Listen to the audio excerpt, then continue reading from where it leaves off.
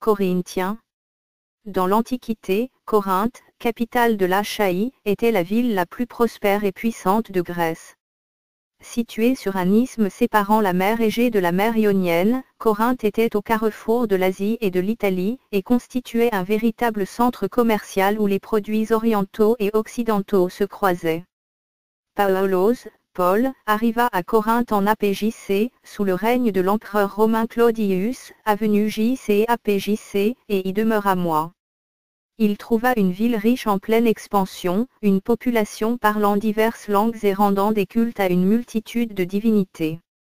Rédigé au terme de 3 années passées à Éphèse, la première épître de Paul aux Corinthiens répond à une lettre dans laquelle ceux-ci s'interrogeaient sur le mariage et sur les choses sacrifiées aux idoles. Ce fut aussi pour Paulos l'occasion de reprendre cette jeune assemblée dont l'état de charnel constituait un frein à son avancée spirituelle. Les Corinthiens avaient en effet confondu le culte raisonnable et les pratiques liées au culte à mystère. Introduction.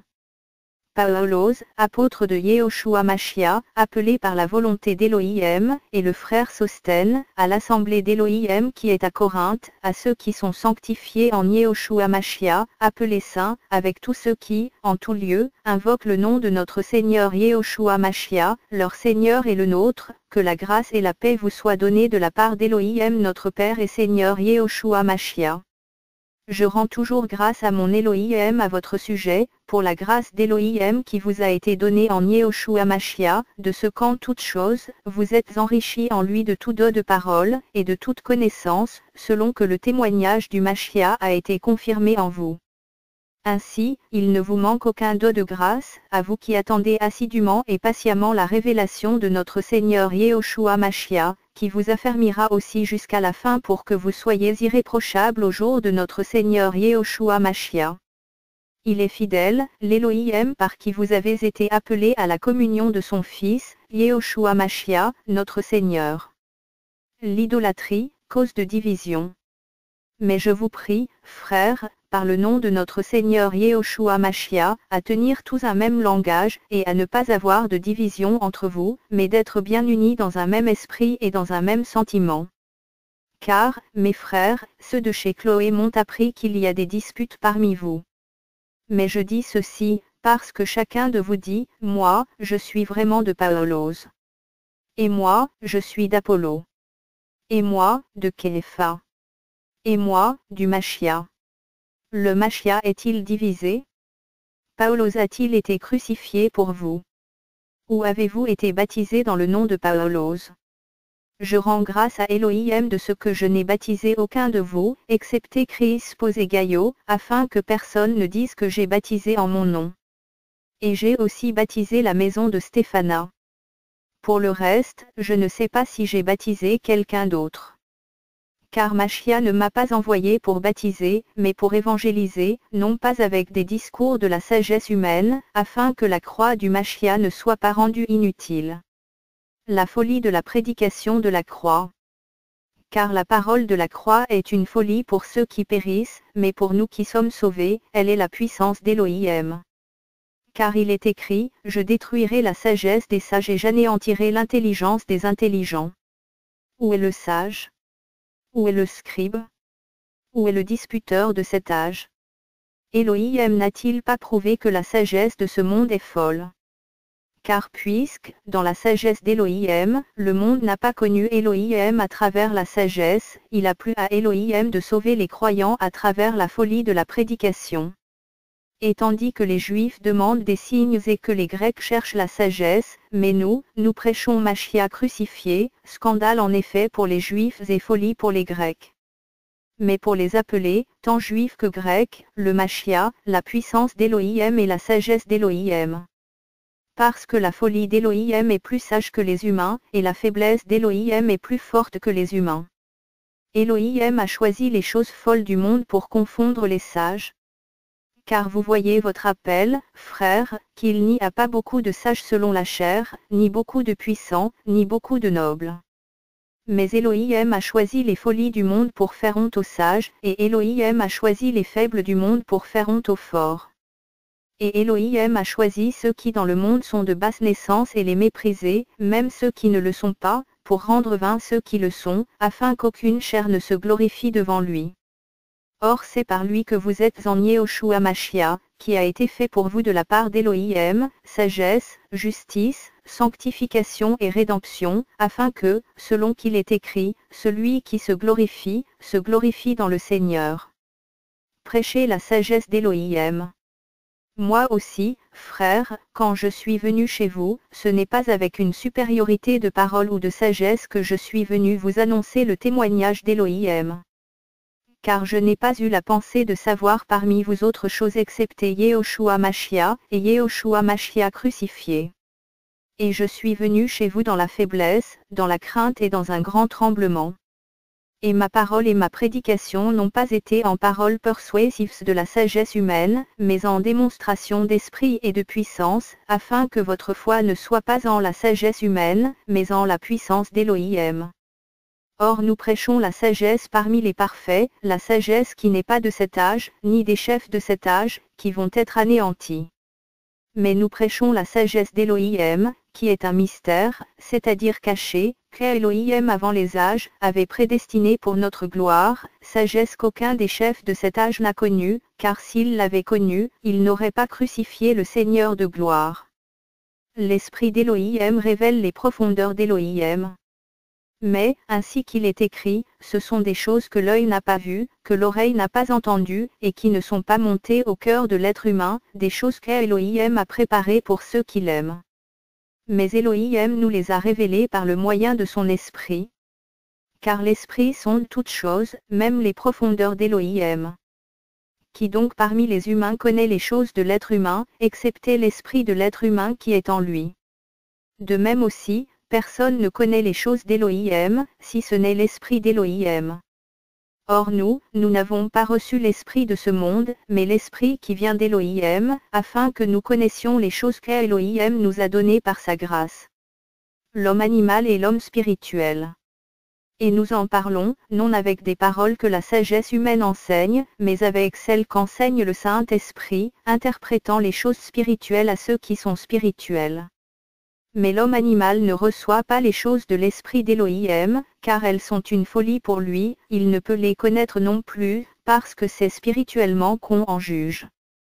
Mais l'homme spirituel discerne en effet toutes choses et il n'est jugé par personne.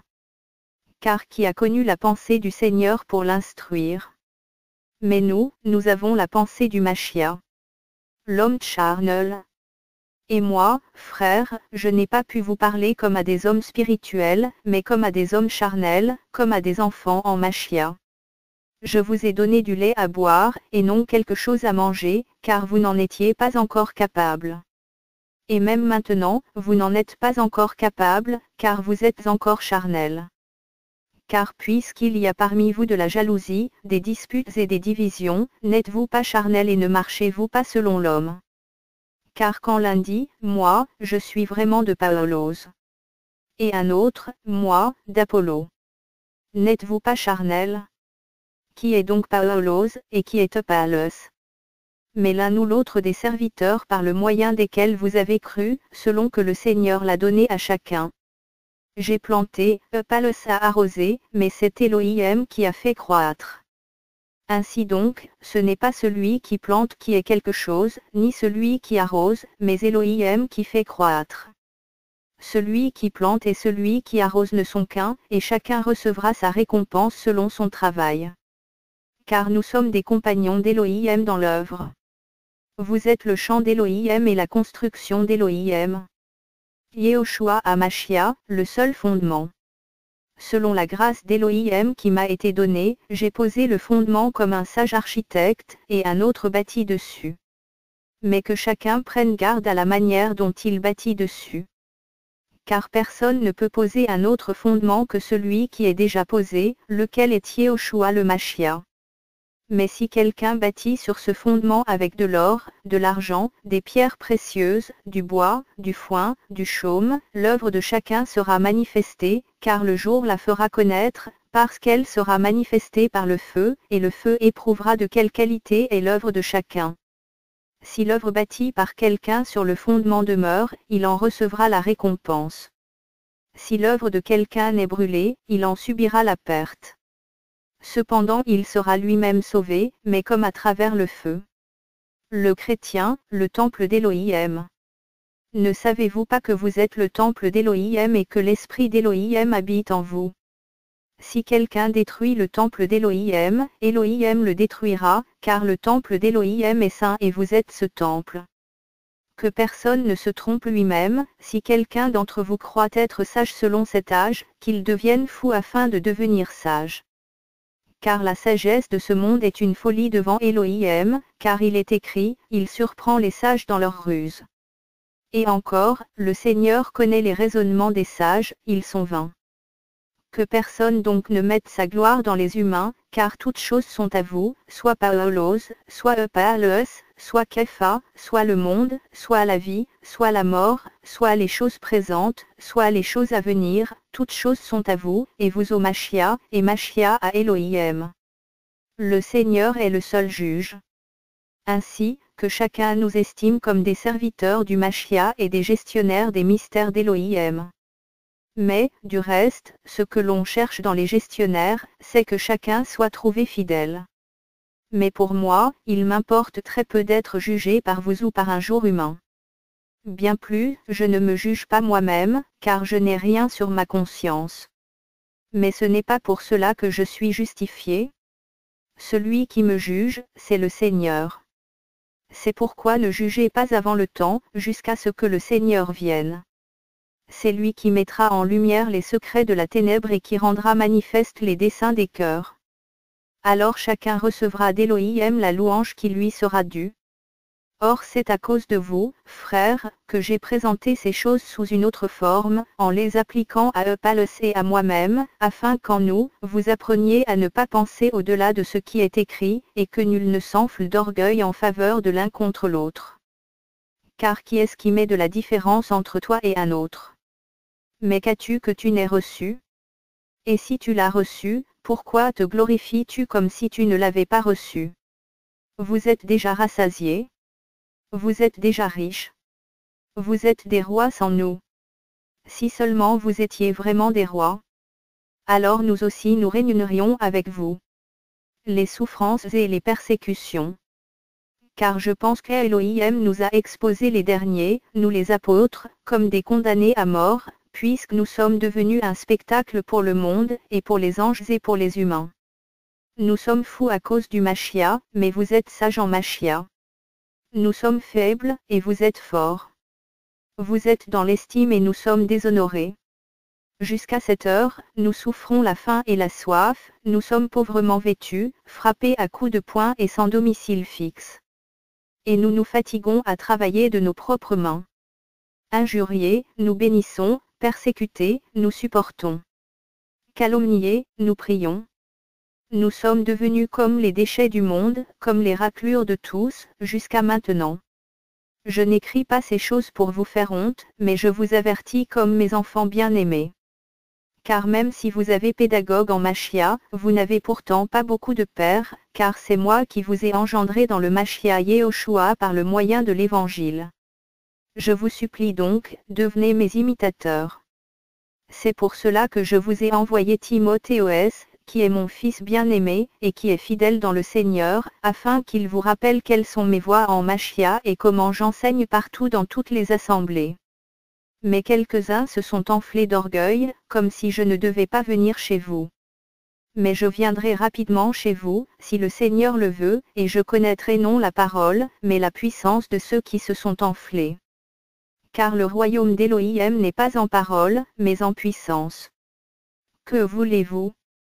Que je vienne chez vous avec la verge, ou avec amour et dans un esprit de douceur? Un cas d'inceste parmi les Corinthiens? On entend parler de toutes parts de relations sexuelles illicites parmi vous, et une relation sexuelle illicite telle qu'elle n'a pas même de nom parmi les nations, c'est ainsi que l'un de vous a la femme de son père. Et vous, vous êtes enflés. Et vous n'avez pas été plutôt dans le deuil, afin que celui qui a commis cette action soit ôté du milieu de vous. Car pour moi, étant en effet absent de corps, mais présent en esprit, j'ai déjà jugé comme si j'étais présent, celui qui a commis une telle action. Vous et mon esprit étant assemblés au nom de notre Seigneur Yehoshua Mashiach, avec la puissance de notre Seigneur Yehoshua Mashiach, qu'un tel homme soit livré à Satan pour la destruction de la chair, afin que l'esprit soit sauvé au jour du Seigneur Yehoshua. Il n'est pas beau, votre sujet de gloire. Ne savez-vous pas qu'un peu de levain fait lever toute la pâte? Purifiez-vous donc du vieux levain, afin que vous soyez une nouvelle pâte, puisque vous êtes sans levain, car Mashiach, notre Pâque, a été sacrifié pour nous. C'est pourquoi célébrons donc la fête, non avec du vieux levain, non avec un levain de méchanceté et de malice, mais avec les pains sans levain de la sincérité et de la vérité. La séparation d'avec les faux frères. Je vous ai écrit dans ma lettre de ne pas vous mêler avec les fornicateurs, mais non pas d'une manière absolue avec les fornicateurs de ce monde, ou avec les cupides, ou les ravisseurs, ou les idolâtres, autrement, il vous faudrait sortir du monde. Mais maintenant, ce que je vous ai écrit, c'est de ne pas vous mêler avec quelqu'un qui se nomme frère, s'il est fornicateur, ou cupide, ou idolâtre, ou médisant, ou ivrogne, ou ravisseur, de ne pas même manger avec un tel homme. Car qu'ai-je à juger ceux du dehors? N'est-ce pas ceux du dedans que vous avez à juger? Mais ceux de dehors, Elohim les juge. Ôtez le méchant du milieu de vous-même. Les procès entre chrétiens devant les infidèles. L'un d'entre vous, ayant une affaire avec un autre, ose-t-il aller en jugement devant les injustes et non devant les saints? Ne savez-vous pas que les saints jugeront le monde? Or si le monde est jugé par vous, êtes-vous indigne des plus petits jugements? Ne savez-vous pas que nous jugerons les anges? Combien plus les choses concernant cette vie? Si donc vous avez à prononcer des jugements sur les affaires de cette vie, vous faites siéger en effet ceux qui sont les moins considérés dans l'assemblée. Je le dis à votre honte. N'y a-t-il donc pas de sages parmi vous? Non, pas même un seul qui puisse juger entre frères. Mais un frère va en jugement avec un frère, et cela devant des incrédules. C'est donc déjà une défaite complète pour vous que d'avoir en effet des jugements les uns contre les autres. Pourquoi ne souffrez-vous pas plutôt une injustice? Pourquoi ne vous laissez-vous pas plutôt dépouiller? Mais c'est vous au contraire qui commettez l'injustice et qui dépouillez les autres, et c'est envers vos frères que vous agissez ainsi. Les injustes n'hériteront pas le royaume d'Élohim. Ne savez-vous pas que les injustes n'hériteront pas le royaume d'Élohim? Ne vous égarez pas, ni les fornicateurs, ni les idolâtres, ni les adultères, ni les efféminés, ni les homosexuels, ni les voleurs, ni les avares, ni les ivrognes, ni les médisants, ni les ravisseurs, n'hériteront le royaume d'Élohim. Et c'est là ce que vous étiez? Mais vous avez été lavés, mais vous avez été sanctifiés, mais vous avez été justifiés par le nom du Seigneur Yehoshua, et par l'Esprit de notre Elohim. Le chrétien est la propriété du Seigneur. Toutes choses me sont permises, mais toutes choses ne conviennent pas. Toutes choses me sont permises, mais je ne serai assujetti sous la puissance d'aucune chose. Les aliments sont pour le ventre et le ventre pour les aliments, et Elohim détruira l'un comme les autres. Mais le corps n'est pas pour la relation sexuelle illicite, mais pour le Seigneur, et le Seigneur pour le corps. Mais Elohim qui a ressuscité le Seigneur, nous ressuscitera aussi par le moyen de sa puissance. Ne savez-vous pas que vos corps sont les membres du Mashiach? Prenant donc les membres du Mashiach, en ferai-je les membres d'une prostituée? Que cela n'arrive jamais. Ne savez-vous pas que celui qui se joint à la prostituée devient un même corps avec elle? Car il est dit, les deux deviendront une seule chair. Mais celui qui se joint au Seigneur est avec lui un seul esprit. Fuyez la relation sexuelle illicite. Tout autre péché qu'un être humain commet est extérieur à son corps, mais celui qui se prostitue pêche contre son propre corps. Le chrétien est le temple du Saint-Esprit. Ne savez-vous pas que votre corps est le temple du Saint-Esprit qui est en vous, et que vous avez reçu d'Élohim, et que vous ne vous appartenez pas à vous-même? Car vous avez été achetés à un grand prix. Glorifiez donc Élohim dans votre corps et dans votre esprit, qui appartiennent à Élohim. Le mariage. Mais, pour ce qui concerne les choses au sujet desquelles vous m'avez écrit, il est bon à l'homme de ne pas toucher de femme. Mais à cause des relations sexuelles illicites, que chacun ait sa femme, et que chaque femme ait son mari. Que le mari rende à sa femme la bienveillance qui lui est due, et que la femme de même la rende à son mari. Or la femme n'a pas de pouvoir sur son propre corps, mais c'est son mari. De même, le mari n'a pas de pouvoir sur son propre corps, mais c'est sa femme. Ne vous privez pas l'un de l'autre, si ce n'est d'un commun accord pour un temps, afin de vaquer au jeûne et à la prière, mais après cela retournez ensemble, de peur que Satan ne vous tente par votre manque d'autocontrôle. Mais je dis cela par indulgence, et non comme un ordre, car je voudrais que tous les humains soient comme moi, mais chacun a reçu d'Élohim en effet un don de grâce particulier, l'un d'une manière, l'autre d'une autre. Mais je dis à ceux qui ne sont pas mariés et aux veuves, qu'il leur est bon de demeurer comme moi. Mais s'ils manquent de maîtrise, qu'ils se marient, car il vaut mieux se marier que de brûler. Mais à ceux qui sont mariés, je leur ordonne, non pas moi, mais le Seigneur, que la femme ne se sépare pas de son mari. Et si même elle s'en sépare, qu'elle demeure sans être mariée ou qu'elle se réconcilie avec son mari. Que le mari aussi ne quitte pas sa femme. Mais aux autres, ce n'est pas le Seigneur, c'est moi qui dis, si un frère a une femme incrédule et qu'elle consente à habiter avec lui, qu'il ne la quitte pas. Et si une femme a un mari incrédule et qu'il consente à habiter avec elle, qu'elle ne le quitte pas. Car le mari incrédule est sanctifié par la femme, et la femme incrédule est sanctifiée par le mari. Autrement vos enfants seraient impurs, mais maintenant ils sont saints. Mais si l'incrédule se sépare, qu'il se sépare, le frère ou la sœur n'est pas esclave en pareil cas, mais Élohim nous a appelés à la paix. Car que sais-tu, femme, si tu sauveras ton mari? Ou que sais-tu, mari, si tu sauveras ta femme? Toutefois, que chacun marche selon la part qu'Élohim lui a attribuée, chacun selon que le Seigneur l'a appelé. C'est ainsi que je l'ordonne dans toutes les assemblées. Quelqu'un a-t-il été appelé étant circoncis? Qu'il ne ramène pas le prépuce. Quelqu'un a-t-il été appelé incirconcis? Qu'il ne se fasse pas circoncire. La circoncision n'est rien, et l'incirconcision n'est rien, mais l'observation des commandements d'Élohim. Que chacun demeure dans l'appel où il a été appelé. As-tu été appelé en étant esclave? Ne t'en inquiète pas mais, si tu peux être mis en liberté, profite-en plutôt. Car l'esclave qui a été appelé par le Seigneur est un affranchi du Seigneur. De même aussi, celui qui a été appelé étant libre est un esclave du Machia. Vous avez été achetés à un grand prix, ne devenez pas esclaves des humains. Frères, que chacun demeure devant Élohim dans l'état où il a été appelé. Mais pour ce qui concerne les vierges, je n'ai pas de commandement du Seigneur, mais je donne un avis comme ayant obtenu miséricorde du Seigneur pour être fidèle. J'estime donc que cela est bon, à cause de la détresse présente, qu'il est bon à un être humain d'être ainsi. Es-tu lié à une femme? Ne cherche pas à rompre ce lien. N'es-tu pas lié à une femme? Ne cherche pas de femme. Mais si tu t'es marié, tu n'as pas péché, et si la Vierge s'est mariée, elle n'a pas péché. Mais de telles personnes auront la tribulation dans la chair, mais moi, je vous épargne. Mais je vous dis ceci, frères, le temps est court.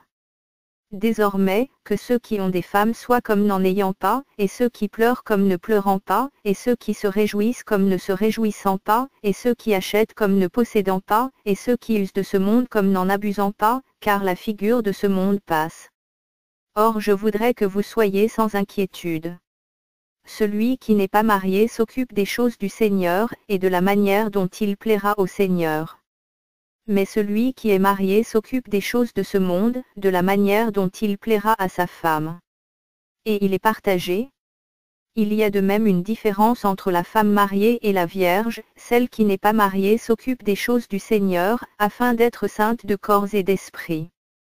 Mais celle qui est mariée s'occupe des choses du monde, de la manière dont elle plaira à son mari. Or je dis cela pour votre propre avantage, non afin de vous tendre un piège, mais en vue de ce qui est honorable et propre à vous attacher au Seigneur sans distraction. Mais si quelqu'un pense agir de façon malséante envers sa vierge en la laissant dépasser la fleur de l'âge, et qu'il doit en être ainsi, qu'il fasse ce qu'il veut. Il ne pêche pas, qu'il se marie. Mais celui qui demeure ferme dans son cœur, ne ressentant aucune nécessité, mais en ayant le pouvoir de sa propre volonté, et qui décide en son cœur de se garder vierge, fait bien. C'est pourquoi aussi celui qui donne en mariage fait bien, mais celui qui ne donne pas en mariage fait mieux. La femme est liée par la loi pendant tout le temps que son mari est en vie, mais si son mari meurt, elle est libre de se marier avec qui elle veut, dans le Seigneur seulement. Elle est néanmoins plus bénie si elle demeure ainsi, selon mon avis. Or j'estime que j'ai aussi l'esprit d'Élohim. Les choses sacrifiées aux idoles. Mais pour ce qui concerne les choses sacrifiées aux idoles, nous savons que nous avons tout de la connaissance.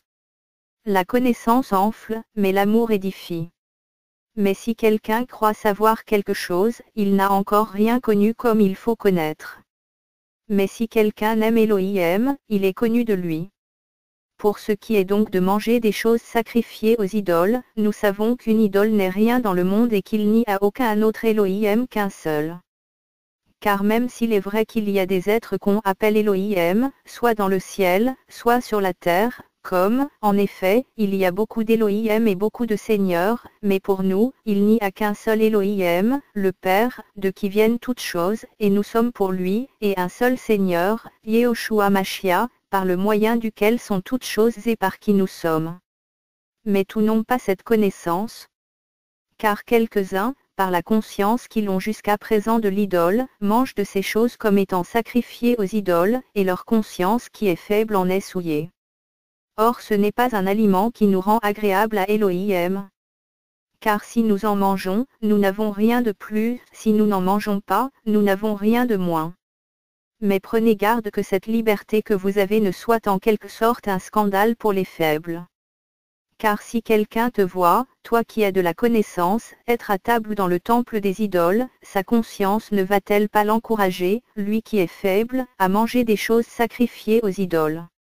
Et le frère qui est faible, à cause duquel Mashiach est mort, périra par ta connaissance.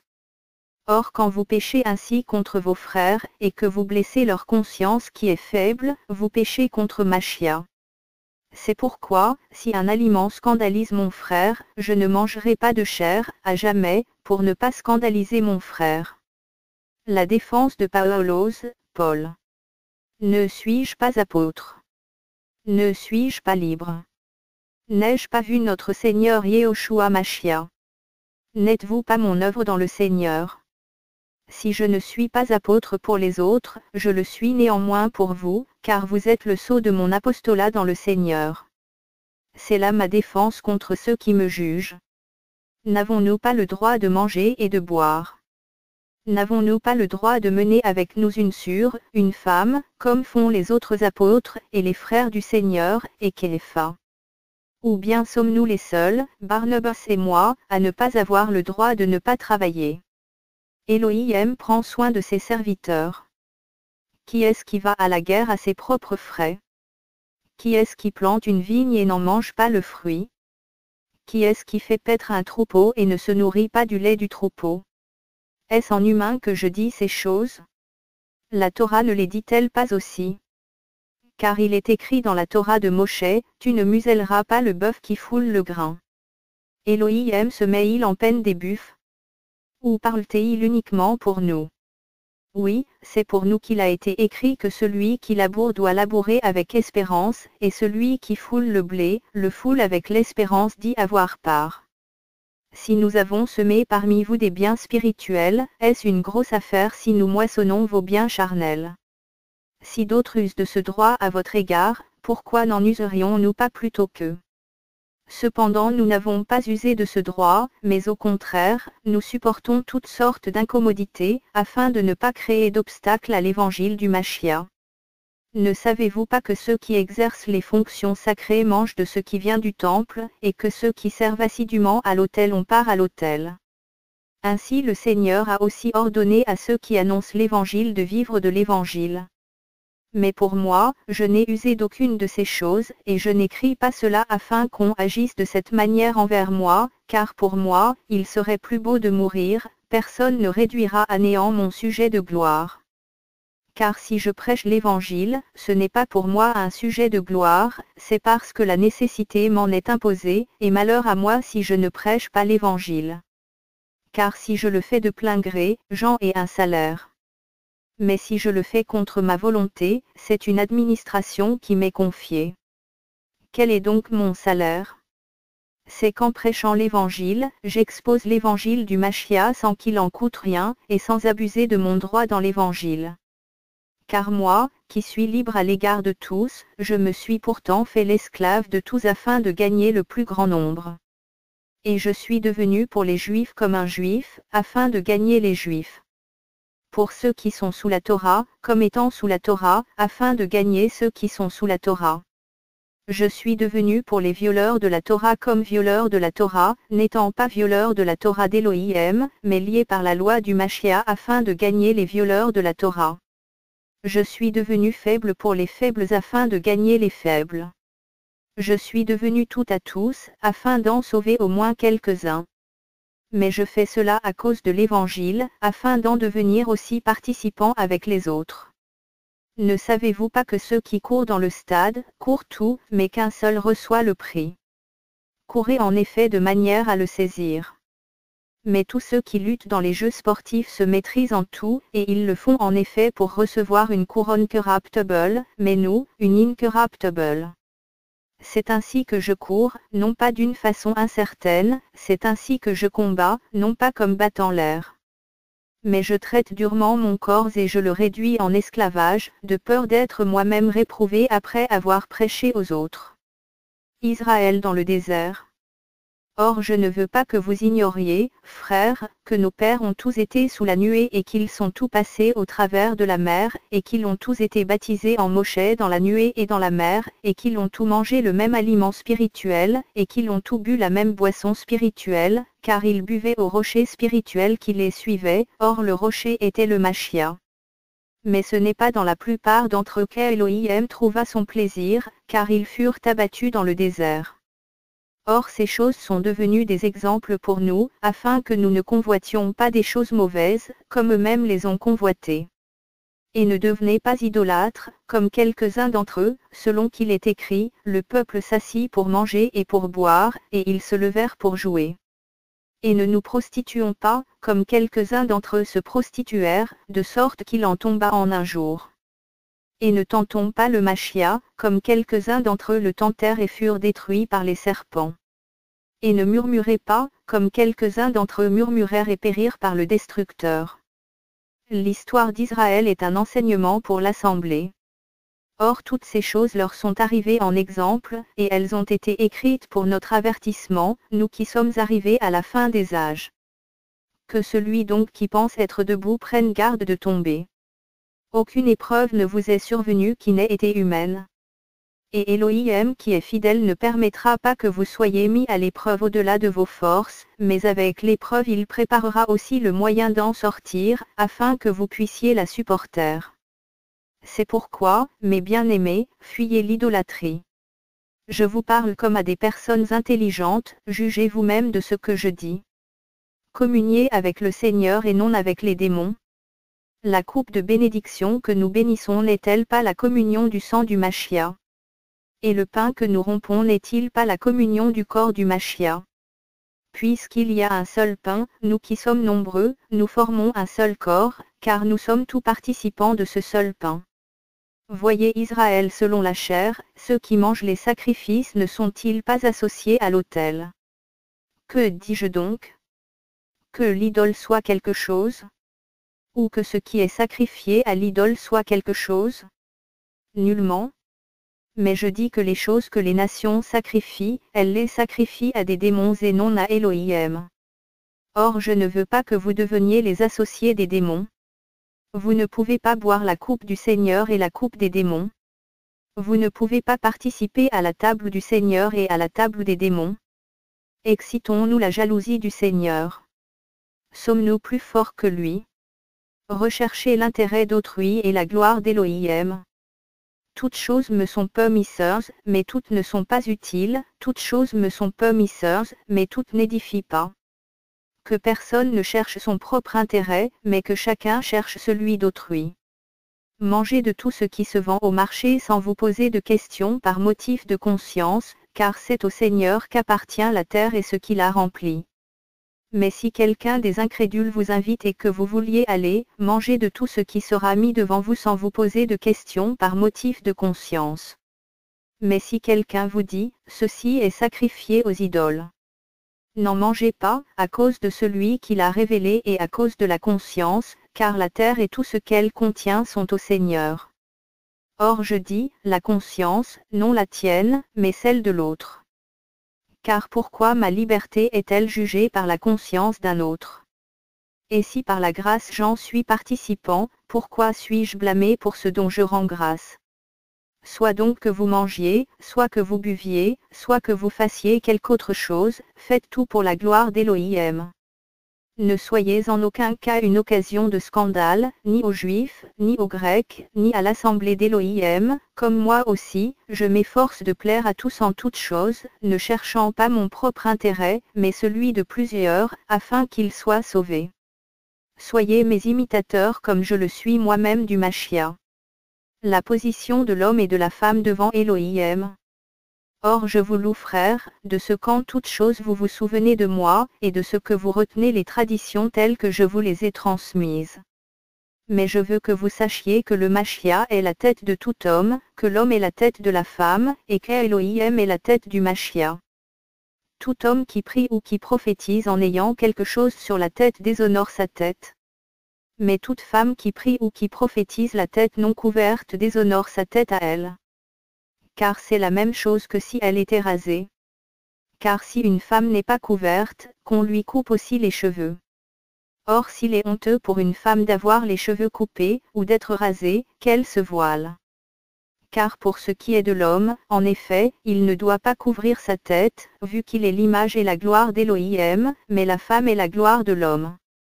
Car l'homme ne vient pas de la femme, mais la femme vient de l'homme. Car aussi l'homme n'a pas été créé à cause de la femme, mais la femme à cause de l'homme. C'est pourquoi la femme à cause des anges doit avoir sur la tête l'autorité. Toutefois, dans le Seigneur, l'homme n'est pas sans la femme ni la femme sans l'homme. Car comme la femme vient de l'homme, de même aussi l'homme est par le moyen de la femme, mais toutes choses viennent d'Élohim. Jugez en vous-même, est-il convenable que la femme prie Élohim sans être couverte? La nature elle-même ne vous enseigne-t-elle pas que, si un homme a de longs cheveux c'est une honte pour lui, mais que c'est une gloire pour la femme de porter des longs cheveux, parce que la chevelure lui a été donnée à la place du voile. Mais si quelqu'un semble être querelleur, nous n'avons pas une telle coutume, ni les assemblées d'Élohim non plus. Le repas du Seigneur.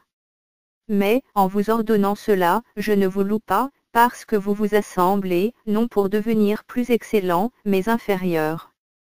Car premièrement, lorsque vous vous assemblez en assemblée, j'apprends qu'il y a en effet des divisions parmi vous et je le crois en partie, car il faut qu'il y ait même des hérésies parmi vous, afin que ceux qui sont dignes d'être approuvés soient reconnus parmi vous. Quand donc vous vous rassemblez ainsi tous ensemble, ce n'est pas pour manger le souper du Seigneur, car au moment de manger, chacun en effet prend son propre souper avant les autres, de sorte que l'un a faim tandis que l'autre est ivre. Car n'avez-vous pas de maison pour manger et pour boire? Ou méprisez-vous l'assemblée d'Élohim et faites-vous honte à ceux qui n'ont rien? Que vous dirai-je? Vous louerai-je? Je ne vous loue pas en cela. Car j'ai reçu du Seigneur ce que je vous ai donné. C'est que le Seigneur Yehoshua, la nuit où il fut livré, prit du pain, et après avoir rendu grâce, le rompit, et dit, prenez, mangez. Ceci est mon corps qui est rompu pour vous. Faites ceci en mémoire de moi. De même aussi après le souper, il prit la coupe, en disant, cette coupe est la nouvelle alliance en mon sang. Faites ceci toutes les fois que vous en boirez, en mémoire de moi. Car toutes les fois que vous mangez ce pain et que vous buvez cette coupe, vous annoncez la mort du Seigneur jusqu'à ce qu'il vienne. C'est pourquoi quiconque mangera de ce pain ou boira de la coupe du Seigneur indignement sera coupable envers le corps et le sang du Seigneur. Mais que chacun s'examine lui-même et qu'ainsi, il mange de ce pain et boive de cette coupe. Car celui qui en mange et qui en boit indignement, sans discerner le corps du Seigneur, mange et boit sa condamnation. C'est pour cette raison qu'il y a parmi vous beaucoup d'infirmes et de malades, et qu'un assez grand nombre dorment. Car si nous nous jugions nous-mêmes, nous ne serions pas jugés. Mais quand nous sommes jugés, nous sommes châtiés par le Seigneur, afin que nous ne soyons pas condamnés avec le monde. C'est pourquoi, mes frères, quand vous vous assemblez pour manger, attendez-vous les uns les autres. Et si quelqu'un a faim, qu'il mange à la maison, afin que vous ne vous assembliez pas pour votre condamnation. Mais pour le reste, je le réglerai quand je viendrai. Les dons de l'esprit. Mais pour ce qui concerne les dons spirituels, je ne veux pas, frères, que vous soyez ignorants.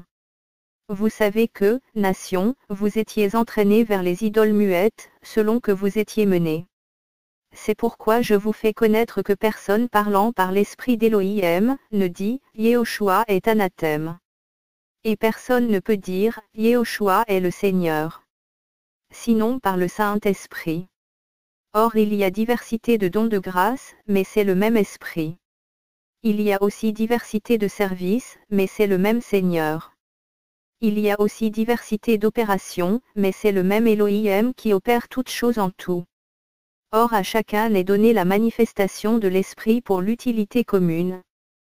Car à l'un est donné en effet par l'Esprit la parole de sagesse, mais à un autre par le même Esprit la parole de connaissance, et à un autre la foi par ce même Esprit, et à un autre les dons de guérison par ce même Esprit, et à un autre les opérations des miracles, et à un autre la prophétie, et à un autre le don de discerner les esprits, et à un autre la diversité de langues, et à un autre le don d'interpréter les langues.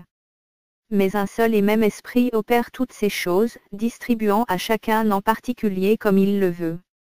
Le corps du Machia.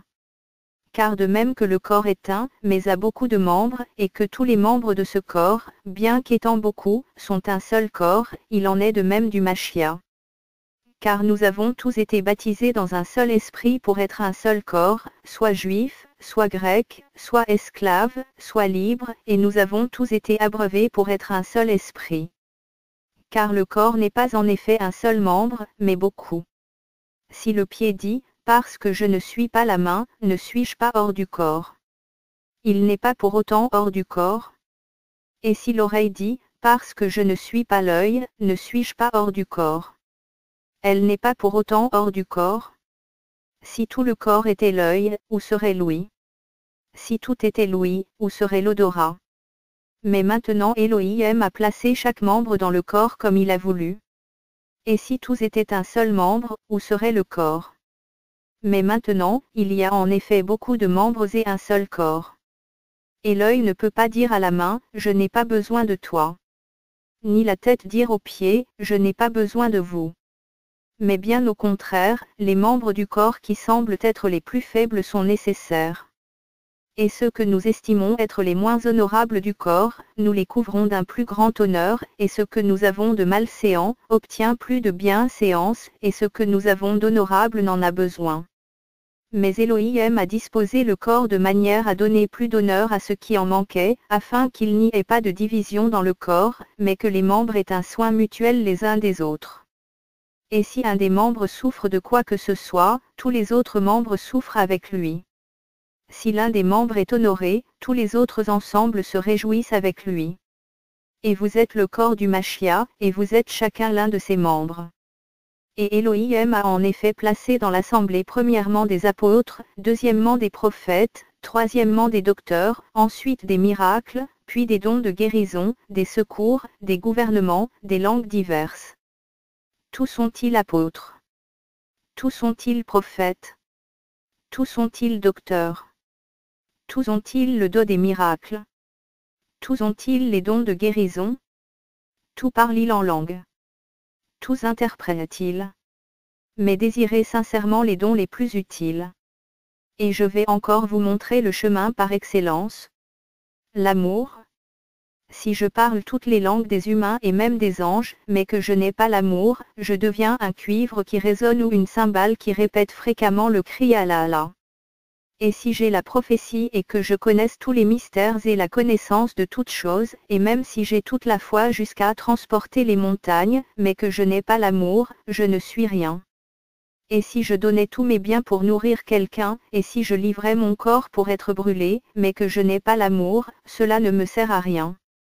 L'amour est patient, il se montre doux, l'amour n'est pas envieux, l'amour ne se vante pas, il ne s'enfle pas d'orgueil, il ne fait rien de malséant, il ne cherche pas son intérêt, il ne s'irrite pas, il ne tient pas compte du mal, il ne se réjouit pas de l'injustice, mais il se réjouit de la vérité. Il couvre tout, il croit tout, il espère tout, il supporte tout. L'amour ne périt jamais. Mais quant aux prophéties, elles seront abolies. Et quant aux langues, elles cesseront. Quant à la connaissance, elle sera abolie. Car nous connaissons en partie et nous prophétisons en partie. Mais quand la perfection sera venue, alors ce qui est en partie sera aboli. Quand j'étais enfant, je parlais comme un enfant, je jugeais comme un enfant, je pensais comme un enfant. Mais quand je suis devenu homme, j'ai mis fin à ce qui était de l'enfant. Car maintenant nous voyons à travers un miroir, en énigme, mais alors nous verrons face à face. Maintenant je connais en partie, mais alors je connaîtrai comme j'ai été connu. Or maintenant ces trois choses demeurent, la foi, l'espérance et l'amour. Mais la plus grande des trois, c'est l'amour. Le don de prophétie. Recherchez l'amour. Désirez sincèrement les dons spirituels, mais surtout celui de prophétiser. Car celui qui parle en langue ne parle pas aux humains, mais à Elohim, car personne ne le comprend, et c'est en esprit qu'il dit des mystères. Mais celui qui prophétise, au contraire, parle aux humains pour la construction, la consolation et l'exhortation. Celui qui parle en langue s'édifie lui-même, mais celui qui prophétise bâtit l'assemblée.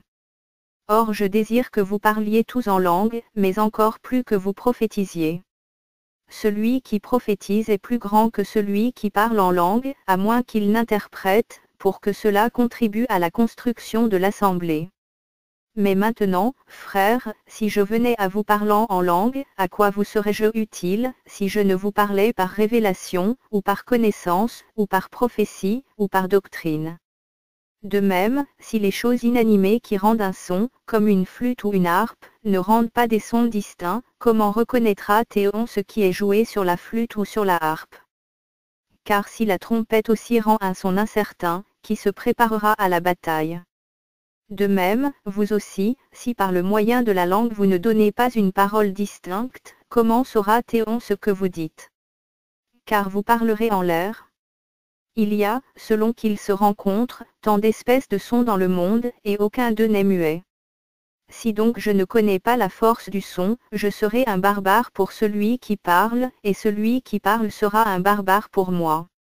Et vous de même, puisque vous désirez avec ardeur les dons spirituels, que ce soit pour la construction de l'assemblée que vous cherchiez à en posséder abondamment.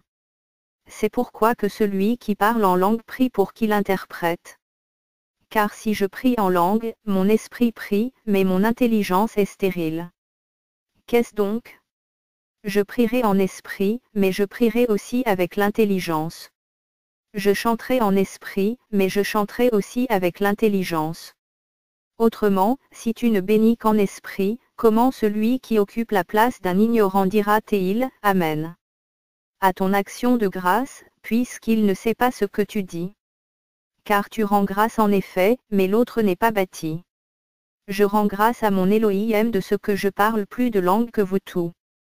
Mais j'aime mieux prononcer dans l'assemblée parole au moyen de mon intelligence, afin d'instruire aussi les autres, que parole en langue. Frères, ne devenez pas des enfants quant à la faculté de perception et de jugement, mais devenez des enfants à l'égard de la malice. Et quant à la faculté de perception et de jugement, devenez parfaits. Il est écrit dans la Torah, c'est par des gens d'une autre langue et par des lèvres étrangères que je parlerai à ce peuple, et même ainsi, ils ne m'écouteront pas, dit le Seigneur. C'est pourquoi les langues sont un signe, non pour les croyants, mais pour les incrédules, et la prophétie, non pour les incrédules, mais pour les croyants. L'exercice des dons dans l'assemblée. Si donc l'assemblée entière se rassemble en un même lieu et que tous parlent en langue, et qu'il entre des ignorants ou des incrédules, ne diront-ils pas que vous êtes fous?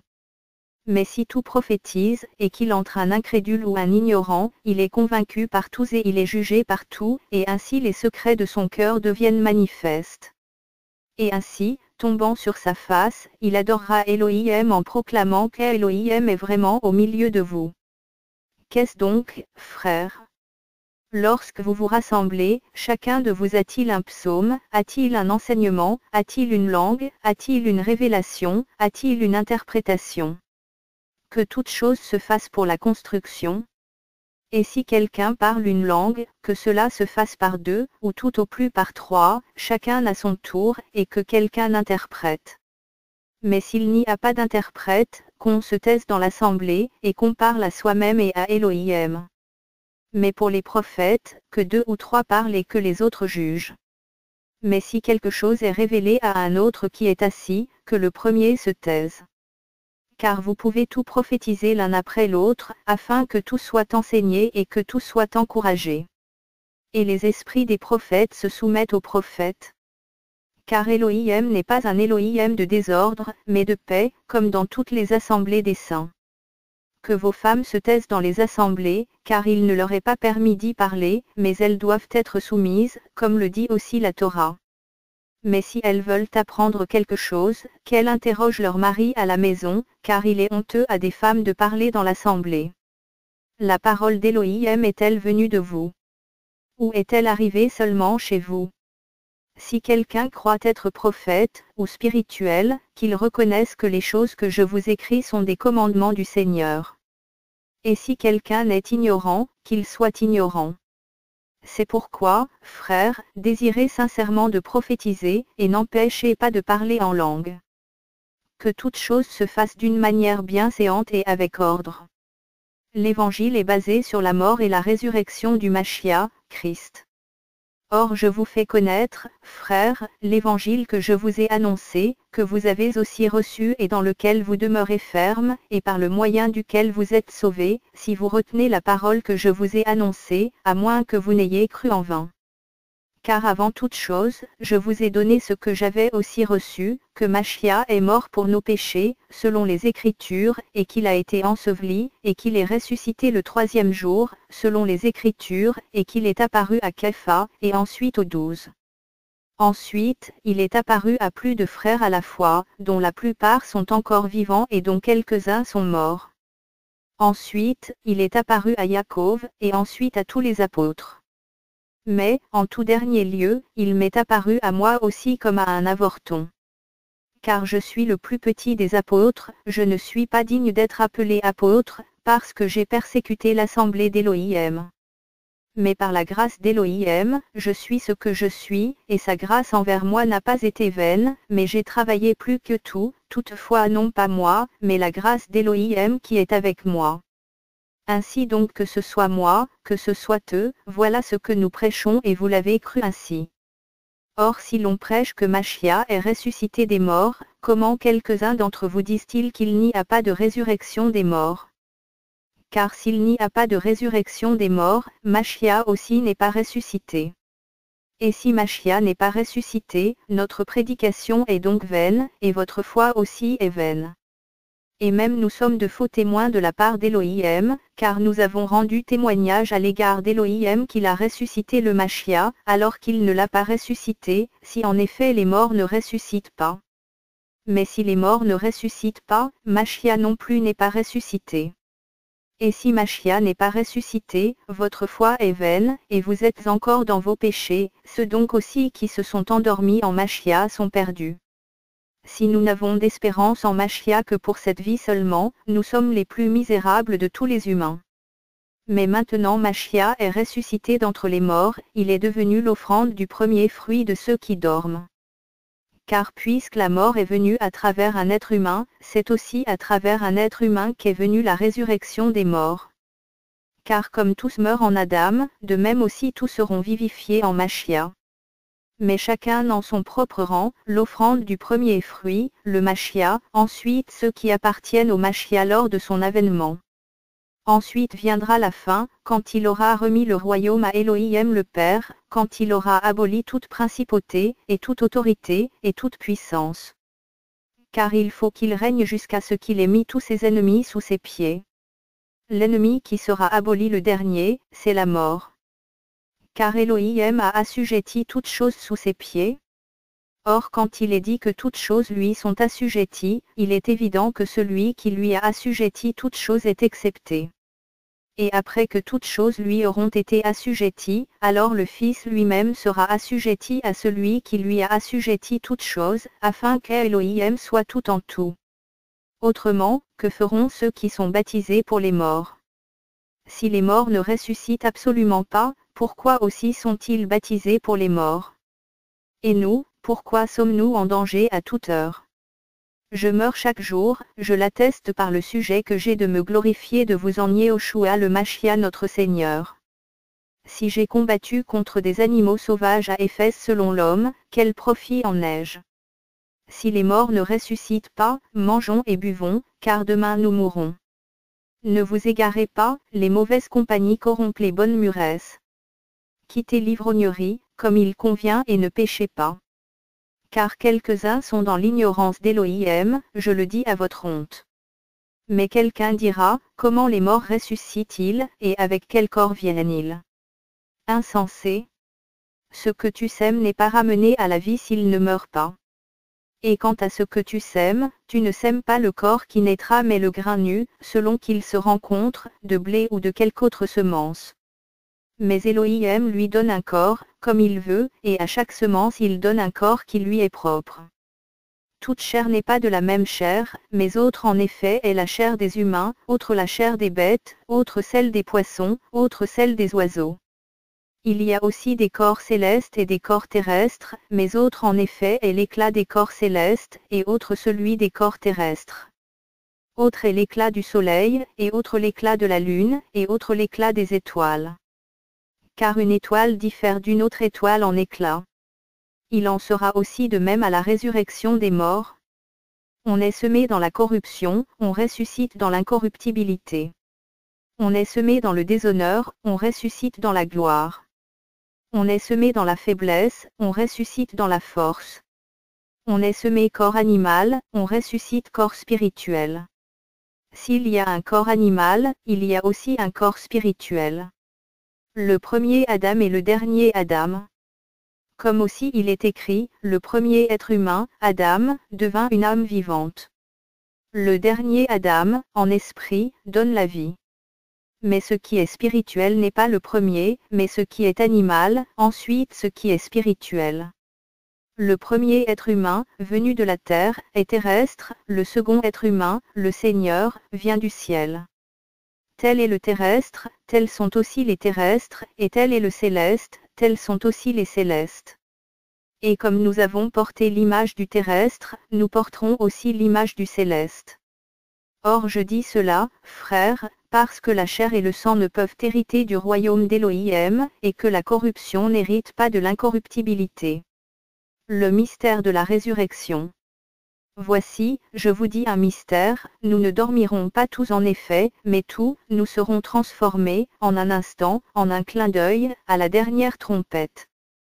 Car la trompette sonnera, et les morts ressusciteront incorruptibles, et nous serons transformés. Mais, il faut en effet que le corruptible revête l'incorruptibilité, et que le mortel revête l'immortalité. Or, lorsque ce corruptible aura revêtu l'incorruptibilité, et que ce mortel aura revêtu l'immortalité, alors se réalisera la parole qui est écrite, la mort a été engloutie dans la victoire. Mort, où est ton aiguillon? Hadès, où est ta victoire? Or l'aiguillon de la mort c'est le péché, et la puissance du péché, c'est la Torah. Mais grâce soit rendue à Elohim qui nous a donné la victoire par le moyen de notre Seigneur Yéhoshua Machia.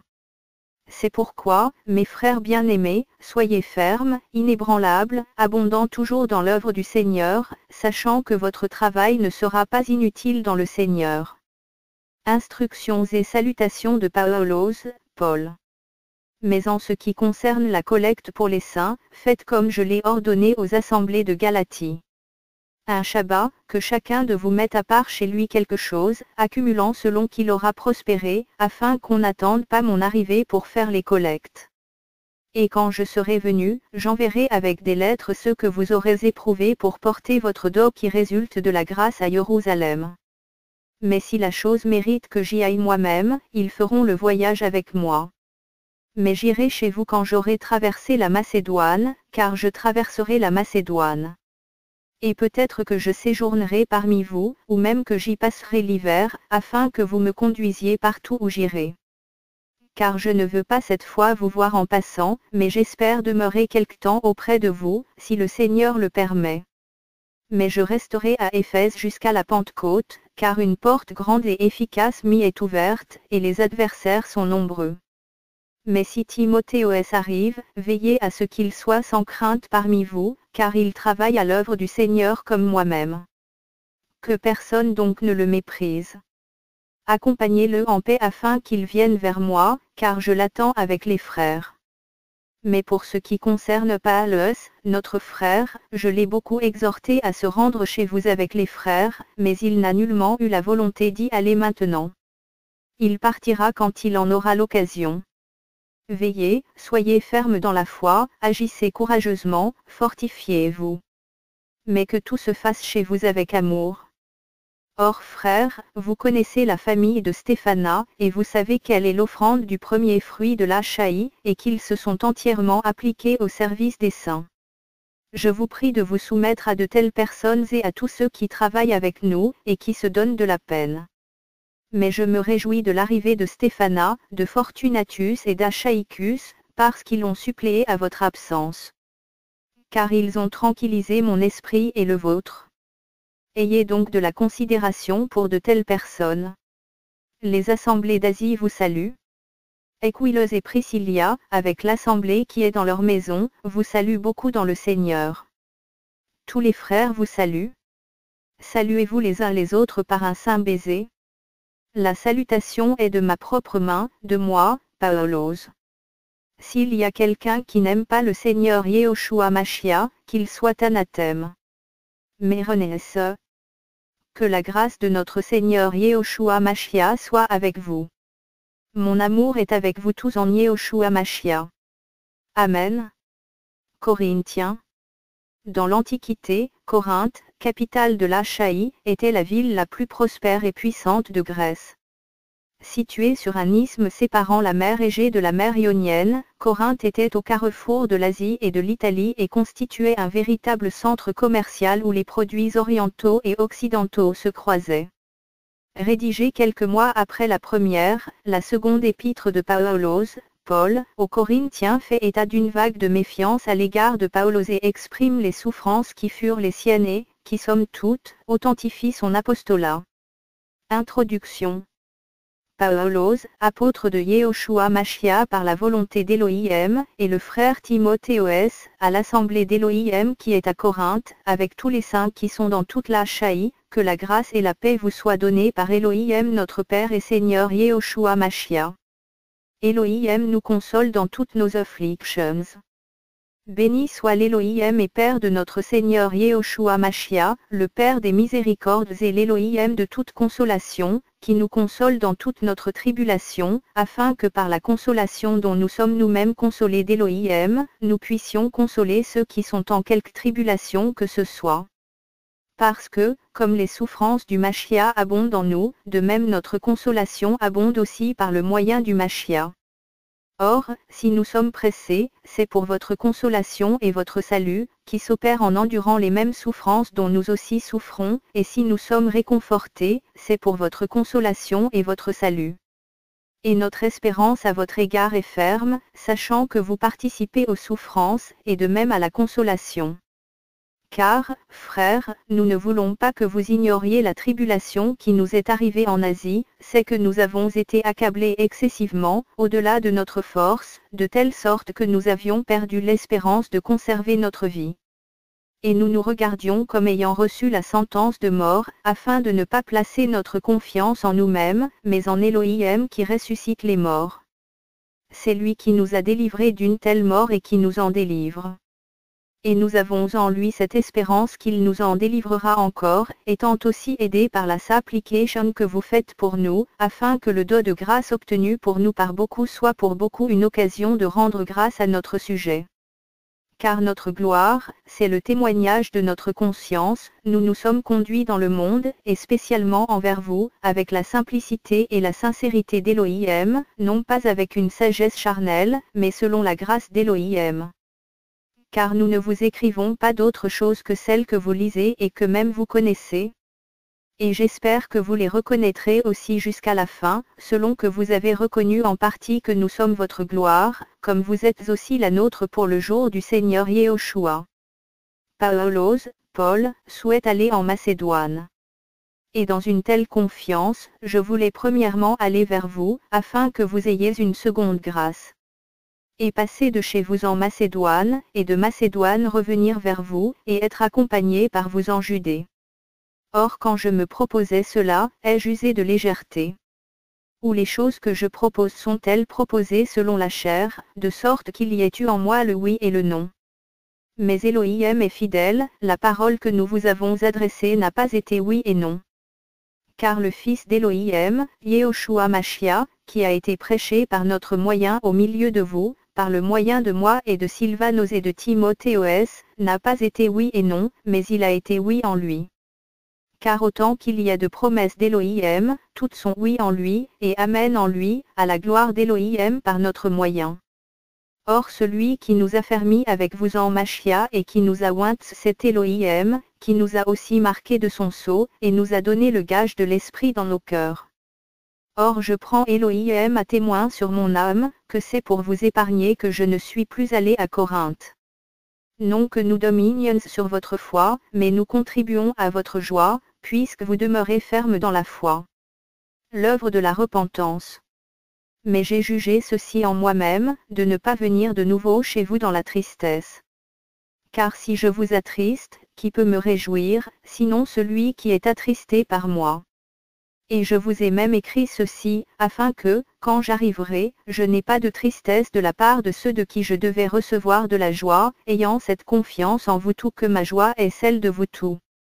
Car je vous ai écrit dans une grande tribulation et angoisse de cœur, avec beaucoup de larmes, non afin que vous soyez attristés, mais afin que vous connaissiez l'amour que j'ai spécialement pour vous.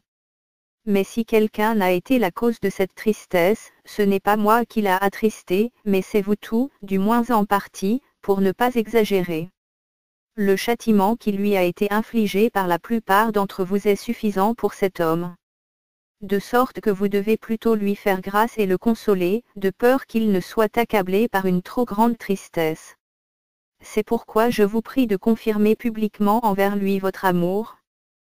Car c'est aussi pour cela que je vous ai écrit, afin de savoir en vous mettant à l'épreuve, si vous étiez obéissant en toutes choses.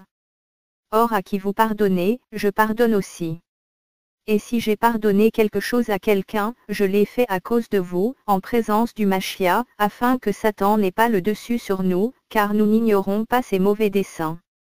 Or étant venu à Troa pour l'évangile du Mashiach, quoique le Seigneur m'y ait ouvert une porte, mon esprit n'a pas eu de repos, parce que je n'ai pas trouvé Titas, mon frère. Mais ayant pris congé d'eux, je suis parti pour la Macédoine. Le parfum du Mashiach. Mais grâce soit à Élohim, qui nous fait toujours triompher dans le Mashiach et qui manifeste par notre moyen l'odeur de sa connaissance en tout lieu. Parce que nous sommes la bonne odeur du Mashiach de la part d'Élohim, parmi ceux qui sont sauvés et parmi ceux qui périssent. En effet, pour les uns, une odeur de mort pour la mort, mais pour les autres une odeur de vie pour la vie. Et qui est suffisant pour ces choses? Car nous ne sommes pas, comme plusieurs, qui font du commerce avec la parole d'Élohim. Mais nous parlons du Mashiach avec sincérité, comme de la part d'Élohim et devant Élohim. La lettre du Mashiach. Commençons-nous de nouveau à nous recommander nous-mêmes? Ou avons-nous besoin, comme quelques-uns, de lettres de recommandation auprès de vous, ou de lettres de recommandation de votre part? Vous êtes vous-même notre lettre, écrite dans nos cœurs, connue et lue de tous les humains. car il est manifeste que vous êtes la lettre du Machia, gravée par notre service, non avec de l'encre, mais avec l'esprit d'Élohim vivant, non sur des tables de pierre, mais sur les tables de chair, qui sont vos cœurs. Paulos, Paul, serviteur de la Nouvelle Alliance. Mais c'est par le moyen du Machia que nous avons une telle confiance envers Élohim. Non que nous soyons capables par nous-mêmes de penser quelque chose, comme venant de nous-mêmes, mais notre capacité vient d'Élohim, qui nous a aussi rendus capables d'être serviteurs de la Nouvelle Alliance, non de la lettre, mais de l'esprit, car la lettre tue, mais l'esprit vivifie. Or si le service de la mort, écrit avec des lettres et gravé sur des pierres, était glorieux au point que les enfants d'Israël ne pouvaient fixer les yeux sur la face de Moshe, à cause de la gloire de sa face, laquelle devait prendre fin, comment le service de l'esprit ne sera-t-il pas plus glorieux? Car si le service de la condamnation a été glorieux, le service de la justice le surpasse de beaucoup en gloire. Car, même ce qui a été glorieux dans une certaine mesure, n'a pas été glorifié, à cause de la gloire qui la surpasse. Car, si ce qui devait prendre fin a été glorieux, ce qui est permanent est beaucoup plus glorieux. Ayant donc une telle espérance, nous usons d'une grande liberté dans les paroles, et non comme Moshe, qui mettait un voile sur sa face, afin que les enfants d'Israël ne fixent pas les yeux sur la fin de ce qui devait être anéanti. Mais leurs pensées ont été endurcies. Car jusqu'à ce jour, le même voile qui est aboli par Machia demeure sans être enlevé lors de la lecture de l'Ancienne Alliance. Mais jusqu'à ce jour, quand on lit Moshe, le voile demeure sur leur cœur. Mais quand le cœur se convertit au Seigneur, le voile est ôté. Or le Seigneur est l'Esprit, et là où est l'Esprit du Seigneur, là est la liberté. Mais nous tous qui, à face découverte, réfléchissons comme un miroir la gloire du Seigneur, nous sommes transformés en la même image, de gloire en gloire, comme par le Seigneur, l'Esprit. C'est pourquoi, ayant ce service selon la miséricorde que nous avons reçue, nous ne perdons pas courage. Mais nous avons rejeté les choses cachées et honteuses, ne marchant pas avec ruse et n'altérant pas la parole d'Élohim, mais nous nous recommandons nous-mêmes à toute conscience humaine devant Élohim, par la manifestation de la vérité. Mais si notre évangile est voilé, il est en effet voilé pour ceux qui périssent, pour les incrédules dont l'Élohim de cet âge a aveuglé les pensées, afin qu'ils ne soient pas brillants par l'illumination de l'évangile de la gloire du Machia, lequel est l'image d'Élohim. Car nous ne nous prêchons pas nous-mêmes, mais Yehoshua Machia le Seigneur. Et nous-mêmes, nous sommes vos esclaves pour l'amour de Yehoshua. Parce que l'Élohim qui a dit, que la lumière brille de la ténèbre a lui-même brillé dans nos cœurs, par l'illumination de la connaissance de la gloire d'Élohim sur la face de Yehoshua Machia. Les souffrances de Paulos, Paul. Mais nous avons ce trésor dans des vases de terre, afin que l'excellence de cette puissance soit d'Élohim et non de nous. Nous sommes pressés en tout, mais non réduits entièrement à l'étroit, nous sommes perplexes, mais non dans le désespoir. Persécutés, mais non abandonnés, abattus, mais non perdus. Nous portons toujours partout dans notre corps la mort du Seigneur Yehoshua, afin que la vie de Yehoshua soit aussi manifestée dans notre corps. Car nous qui vivons, nous sommes sans cesse livrés à la mort pour l'amour de Yehoshua, afin que la vie de Yehoshua soit aussi manifestée dans notre chair mortelle, de sorte que la mort opère en effet en nous, mais la vie en vous. Mais ayant le même esprit de foi, selon qu'il est écrit, j'ai cru, c'est pourquoi j'ai parlé. Nous aussi nous croyons, c'est pourquoi nous parlons, sachant que celui qui a ressuscité le Seigneur Yehoshua nous ressuscitera aussi par Yehoshua, et nous fera comparaître en sa présence avec vous. Car toutes choses sont à cause de vous, afin que la grâce, étant multipliée, abonde à la gloire d'Élohim par le moyen de l'action de grâce d'un grand nombre. C'est pourquoi nous ne perdons pas courage. Et même si notre homme extérieur se détruit, toutefois l'intérieur est renouvelé de jour en jour. Car notre légère tribulation d'un moment produit pour nous, d'excellence en excellence, un poids de gloire éternelle, puisque nous regardons, non aux choses qui se voient, mais à celles qui ne se voient pas, car les choses qui se voient sont pour un temps, mais celles qui ne se voient pas sont éternelles. L'héritage céleste, notre espoir. Car nous savons que si notre maison terrestre, cette tente, est détruite, nous avons dans les cieux une construction qui vient d'Élohim, une maison éternelle qui n'est pas faite par la main de l'homme. Car nous gémissons dans cette tente en effet, désirant avec ardeur revêtir notre demeure qui vient du ciel, en effet, après avoir été ainsi vêtus, nous ne serons pas trouvés nus. Car aussi nous qui sommes dans cette tente, nous gémissons, étant accablés, parce que nous désirons, non pas enlever notre vêtement, mais nous revêtir, afin que ce qui est mortel soit englouti par la vie. Or celui qui nous a formés pour cela même, c'est Élohim, qui nous a donné le gage de l'Esprit. Nous avons donc toujours confiance, et nous savons qu'en demeurant dans ce corps, nous sommes loin du Seigneur, car nous marchons par la foi et non par la vue. Mais nous sommes pleins de confiance et nous préférons plutôt quitter ce corps et demeurer auprès du Seigneur. C'est pourquoi aussi nous nous efforçons sérieusement de lui être agréables, soit que nous demeurions dans ce corps, soit que nous le quittions. Car il nous faut tous apparaître devant le tribunal du Machia, afin que chacun reçoive selon les bonnes ou les mauvaises choses qu'il aura pratiquées, étant dans son corps. Connaissant donc la crainte du Seigneur, nous persuadons les humains et nous sommes connus d'Élohim. Mais j'espère que dans vos consciences, vous nous connaissez aussi.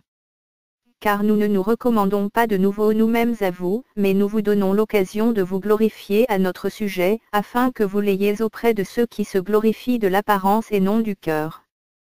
Car si nous sommes hors de sens, c'est pour Élohim, si nous sommes de bon sens, c'est pour vous.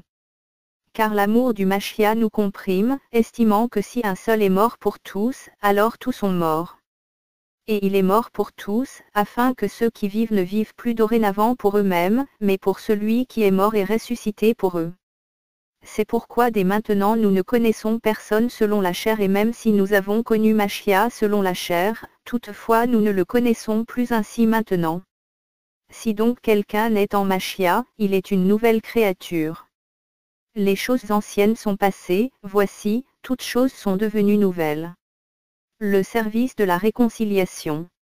Or toutes choses viennent d'Élohim, qui nous a réconciliés avec lui par le moyen de Yehoshua Machia et qui nous a donné le service de la réconciliation.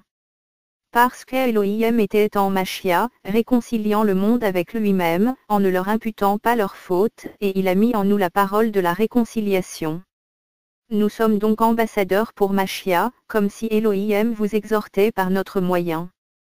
Nous vous supplions pour l'amour du Machia, soyez réconciliés avec Élohim. Car celui qui n'a pas connu le péché, il l'a fait pécher pour nous afin que nous devenions justes devant Élohim par lui. La persévérance dans la souffrance.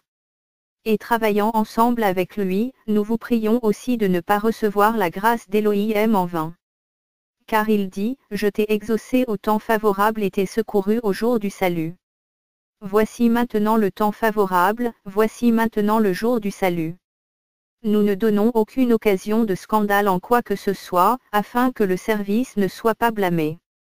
Mais en toute chose nous nous rendons nous-mêmes recommandables comme serviteurs d'Élohim, dans une grande persévérance, dans les tribulations, dans les nécessités, dans les détresses, dans les coups, dans les prisons, dans les désordres, dans les travaux, dans les veilles, dans les jeûnes, dans la pureté, dans la connaissance, dans la patience, dans la bonté, dans le Saint-Esprit, dans un amour sincère, dans la parole de la vérité, dans la puissance d'Élohim, à travers les armes de justice.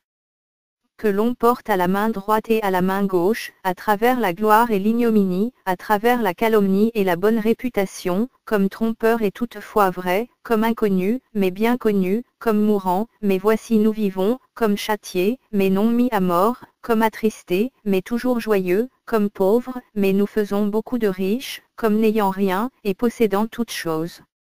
Exhortation à la séparation et à la sanctification. Notre bouche s'est ouverte pour vous, Corinthiens.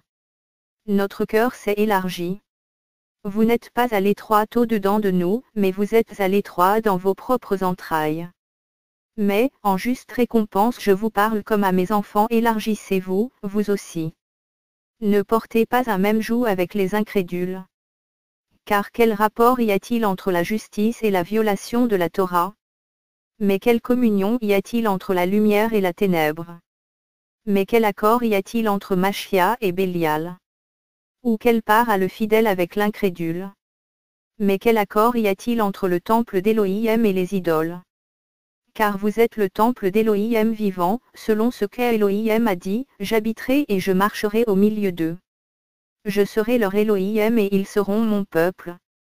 C'est pourquoi, sortez du milieu d'eux et séparez-vous, dit le Seigneur. Ne touchez pas à ce qui est impur et je vous recevrai avec bonté.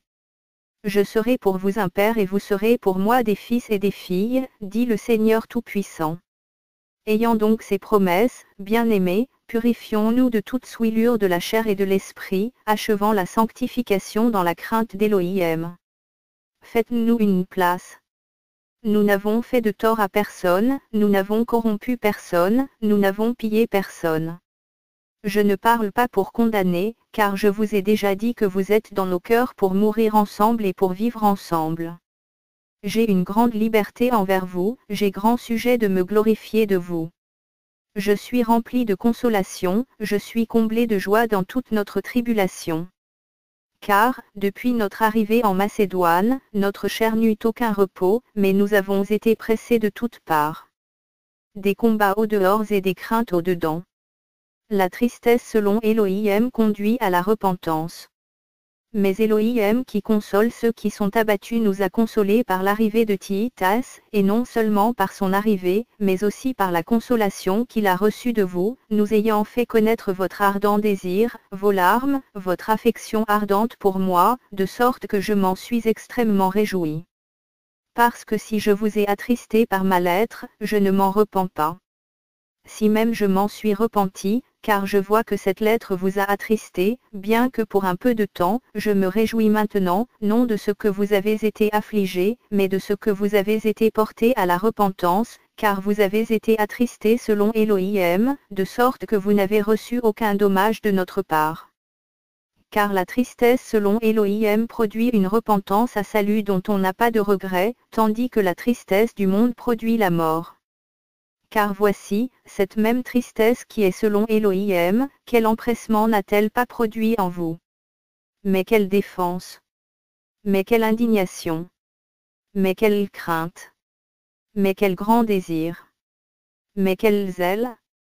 Mais quelle vengeance! Vous vous êtes montré de toute manière pur dans cette affaire.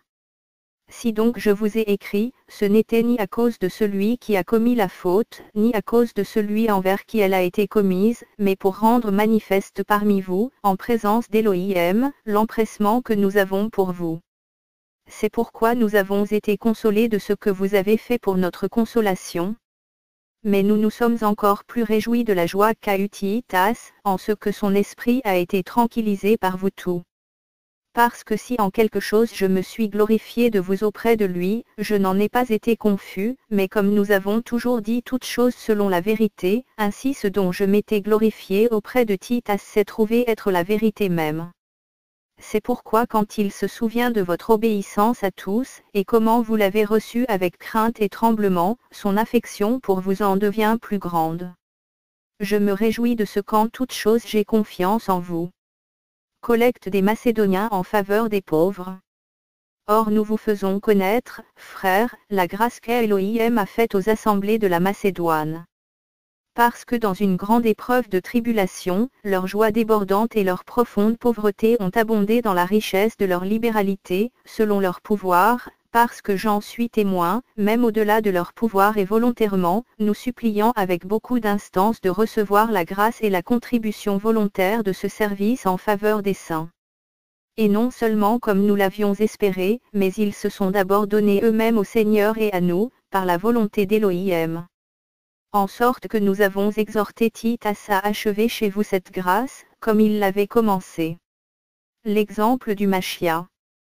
Mais, de même que vous excellez en tout, en foi, et en parole, et en connaissance, et en zèle, et dans l'amour que vous avez pour nous, faites en sorte d'exceller aussi dans cette grâce. Je ne dis pas cela pour vous donner un ordre, mais pour éprouver par le zèle des autres la sincérité de votre amour. Car vous connaissez la grâce de notre Seigneur Yehoshua Machia qui, étant riche, s'est fait pauvre pour vous, afin que par sa pauvreté vous deveniez riches. Et en cela je vous donne mon avis, parce qu'il vous est profitable, à vous qui avez déjà commencé dès l'année passée, non seulement de faire, mais aussi de vouloir. Mais maintenant aussi, achevez de la faire, afin que, comme il y a eu promptitude de la volonté, il y ait aussi l'achèvement selon votre avoir. Car, la promptitude quand elle existe, elle est agréable selon ce qu'elle a, et non selon ce qu'elle n'a pas. Or ce n'est pas afin que les autres soient soulagés et que vous soyez dans la tribulation, mais afin que ce soit par égalité. Que dans le temps présent, votre abondance supplée à leur insuffisance, afin que leur abondance serve également à votre insuffisance, et qu'ainsi il y ait de l'égalité, selon ce qui est écrit, celui qui avait beaucoup n'a rien eu de superflu, et celui qui avait peu n'en a pas eu moins. L'exemple des assemblées. Et grâce soit à Elohim qui a mis dans le cœur de Titas le même empressement pour vous, parce qu'il a reçu en effet mon exhortation, et étant lui-même très zélé, il est allé chez vous volontairement. Et nous avons aussi envoyé avec lui le frère dont la louange qu'il s'est acquise dans la prédication de l'Évangile est répandue dans toutes les assemblées. Et non seulement cela, mais il a été aussi désigné par le vote des assemblées pour être notre compagnon de voyage pour cette grâce qui est administrée par nous à la gloire du Seigneur même, et selon la promptitude de votre zèle. Nous agissons ainsi afin que personne ne nous blâme dans l'administration que nous devons faire de cette abondante collecte, nous recherchons ce qui est bon, non seulement devant le Seigneur, mais aussi devant les humains. Mais nous avons envoyé avec eux notre autre frère, dont nous avons souvent éprouvé le zèle à plusieurs occasions, qui est maintenant encore plus zélé, à cause de la grande confiance qu'il a en vous. Ainsi, pour ce qui est de Titas, il est mon associé et mon compagnon d'œuvre auprès de vous, pour ce qui est de nos frères, ils sont les envoyés des assemblées et la gloire du Machia. Montrez donc envers eux et devant les assemblées une preuve de votre amour et du sujet que nous avons de nous glorifier de vous. La libéralité. Car il est vraiment superflu que je vous écrive au sujet du service en faveur des saints. Car je connais votre promptitude, dont je me glorifie de vous devant ceux de Macédoine, leur disant que l'Achaïe est prête depuis l'année dernière, et votre zèle a stimulé la plupart d'entre eux. Mais j'ai envoyé les frères, afin que notre sujet de nous glorifier de vous ne soit pas réduit à néant sur ce point-là, et que vous soyez prêts, comme je l'ai dit. De peur que ceux de Macédoine venant avec moi, et ne vous trouvant pas prêts, nous n'ayons de la honte, pour ne pas dire vous-même, de l'assurance avec laquelle nous nous sommes glorifiés de vous. C'est pourquoi j'ai estimé qu'il était nécessaire de prier les frères d'aller premièrement chez vous, et d'achever de préparer votre libéralité que vous avez déjà promise, afin qu'elle soit prête comme une libéralité et non pas comme un fruit de cupidité. Mais je vous dis ceci, celui qui sème peu moissonnera aussi peu, et celui qui sème abondamment moissonnera aussi abondamment. Que chacun donne selon ce qu'il a résolu dans son cœur, non pas avec chagrin, ni par contrainte, car Elohim aime celui qui donne avec joie. Et Elohim est puissant pour vous combler de toute grâce, afin que, possédant toujours tout ce qui vous est nécessaire, vous abondiez en toutes sortes de bonnes œuvres, selon ce qui est écrit, il a répandu, il a donné aux pauvres. Sa justice demeure à perpétuité. Mais que celui qui fournit de la semence au semeur et du pain pour sa nourriture vous fournisse et vous multiplie la semence, et qu'il augmente les fruits de votre justice. Afin que vous soyez riches en tout, pour une entière libéralité qui, par notre moyen, fait monter des actions de grâce vers Elohim. Parce que le service de ce don est non seulement suffisant pour subvenir aux besoins des saints, mais il abonde aussi de telle sorte, que beaucoup ont de quoi faire des actions de grâce envers Elohim. À travers la preuve de ce service, il glorifie Elohim pour la soumission dont vous faites profession pour l'évangile du Machia et de la libéralité de votre communion envers eux et envers tout. Et par leur supplication pour vous, il soupire après vous à cause de l'excellente grâce d'Elohim sur vous. Mais grâce soit rendue à Elohim pour son don inexprimable. L'autorité apostolique de Paulos, Paul. Mais moi-même, Paulos, je vous prie, par la douceur et la bonté du Machia, moi qui, en face suis en effet humble parmi vous, mais qui, absent, suis plein de hardiesse envers vous, mais je vous supplie que, lorsque je serai présent, je n'ai pas à user de cette hardiesse dont je compte faire preuve, avec assurance, contre quelques-uns qui estiment que nous marchons selon la chair. Mais en marchant dans la chair, nous ne combattons pas selon la chair. Car les armes de notre guerre ne sont pas charnelles, mais puissantes devant Elohim, pour la destruction des forteresses, détruisant les raisonnements et toute hauteur qui s'élève contre la connaissance d'Elohim, et amenant toute pensée captive à l'obéissance du Machia. Et étant prêt à tirer vengeance de toute désobéissance, lorsque votre obéissance sera complète. Regardez les choses en face. Si quelqu'un se persuade qu'il est du Machia, qu'il se dise bien en lui-même que, comme il est du Machia, nous aussi nous sommes du Machia. Car même si je me glorifiais encore un peu plus au sujet de l'autorité que le Seigneur nous a donnée pour votre construction et non pour votre destruction, je n'en aurai pas honte, afin de ne pas paraître vouloir vous effrayer par le moyen des lettres. Parce que ces lettres, dit-on, sont vraiment pesantes et puissantes, mais sa présence physique est faible, et sa parole est méprisable. Que celui qui est tel, considère que tels nous sommes en parole dans nos lettres, étant absents, tels aussi nous sommes dans nos actes, étant présents. Car nous n'osons pas nous ranger parmi certains qui se recommandent eux-mêmes ou nous comparer à eux. Mais, en se mesurant eux-mêmes avec eux-mêmes et en se comparant eux-mêmes à eux-mêmes, ils manquent de compréhension. Mais pour nous, nous ne nous glorifierons pas dans ce qui est au-delà de notre mesure, mais nous prendrons comme mesure les limites du champ d'action qu'Elohim nous a attribué pour mesure en nous amenant jusqu'à vous. Car nous ne nous étendons pas nous-mêmes au-delà des limites prescrites, comme si nous n'étions pas venus jusqu'à vous. Car nous sommes même parvenus jusqu'à vous avec l'évangile du Machia. Nous ne nous glorifions pas dans ce qui est au-delà de notre mesure, dans les travaux d'autrui. Mais nous avons l'espérance que, si votre foi augmente, nous serons amplement agrandis dans ce qui nous a été attribué selon les limites de notre champ d'action, en évangélisant les contrées situées au-delà de chez vous, sans nous glorifier dans ce qui a déjà été fait dans les limites du champ d'action des autres. Mais que celui qui se glorifie dans le Seigneur. Car ce n'est pas celui qui se recommande lui-même qui est approuvé, mais celui que le Seigneur recommande. Pouvez-vous supporter de ma part un peu de folie? Mais supportez-moi aussi. Car je suis jaloux pour vous d'une jalousie d'Elohim, car je vous ai fiancé à un seul époux, pour vous présenter au Machia comme une vierge pure. Mise en garde contre les serviteurs de Satan. Mais je crains que, comme le serpent a trompé Chava par sa ruse, votre pensée aussi ne se corrompe en se détournant de la simplicité qui est en Machia. Car, si quelqu'un en effet vient vous prêcher un autre Yehoshua que nous n'avons pas prêché, ou si vous recevez un autre esprit que celui que vous avez reçu, ou un autre évangile que celui que vous avez embrassé, vous le supportez très bien. Car j'estime que je n'ai été inférieur en rien à ces apôtres par excellence. Et même si je suis un ignorant quant à la parole, je ne le suis pourtant pas quant à la connaissance, mais nous l'avons montré parmi vous à tous égards et en toutes choses. Ou bien ai-je commis une faute en m'abaissant moi-même pour que vous soyez élevés, parce que je vous ai annoncé l'évangile d'Elohim gratuitement.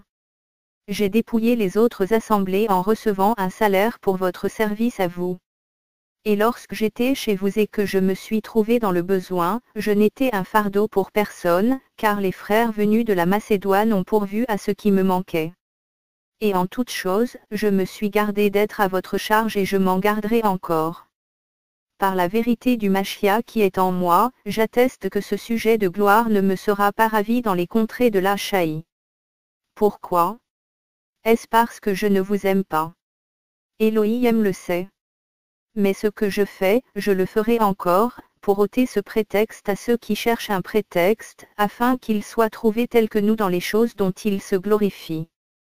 Car de tels hommes sont de faux apôtres, des ouvriers trompeurs qui se transforment en apôtres du Machia.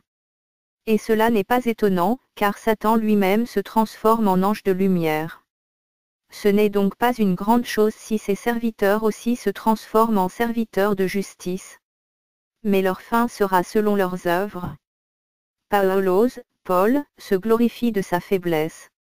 Je le dis encore, afin que personne ne me regarde comme un insensé. Ou bien, supportez-moi comme un insensé, afin que je me glorifie aussi un peu. Ce que je dis, je ne le dis pas selon le Seigneur, mais comme par folie, avec l'assurance d'avoir de quoi me glorifier. puisque beaucoup se glorifient selon la chair, moi aussi je me glorifierai. Car vous supportez volontiers les insensés, vous qui êtes sages. Car si quelqu'un vous réduit en esclavage, si quelqu'un vous dévore, si quelqu'un s'empare de vous, si quelqu'un s'élève au-dessus de vous, si quelqu'un vous frappe au visage, vous le supportez. Je le dis avec honte, comme si nous avons été faibles.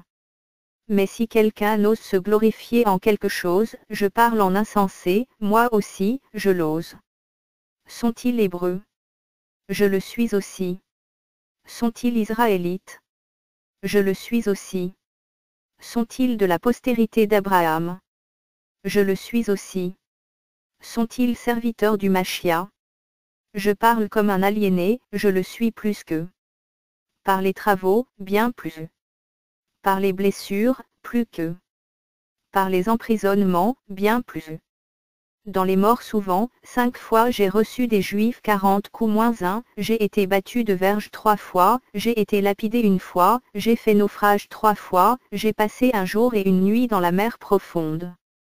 J'ai été souvent en voyage, en péril sur les fleuves, en péril de la part des brigands, en péril de la part de ceux de ma race, en péril parmi les nations, en péril dans les villes, en péril dans les déserts, en péril sur la mer, en péril parmi les faux frères, dans la peine et dans le travail, dans de fréquentes veilles, dans la faim, dans la soif, souvent dans les jeûnes, dans le froid et dans la nudité.